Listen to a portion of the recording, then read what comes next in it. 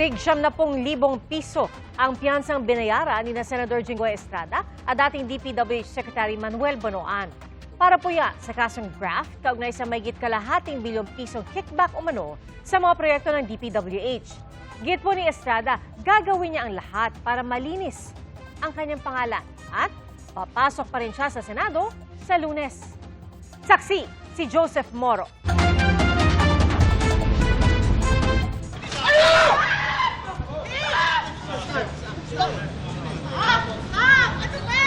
Bahagya nagkagulo kanina nang dumating sa Sandigan Bayan si Senador Jinggoy Estrada. Kasama niya ang asawang si Presi at mga anak.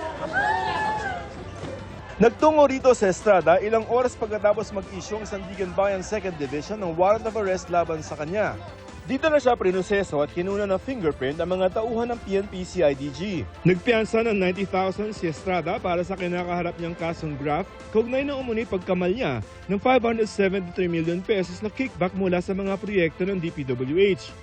Co-accuse niya sa kaso si dating DPWH Secretary Manuel Bonoan na naging mailap sa media na magpunta rin kanina sa Sandigan Bayan para rin magpiyansa. Sa isang pahayag, maringit itinanggi ni Estrada ang mga paratang laban sa kanya. Wala raw batayan at katotohanan ng mga ito.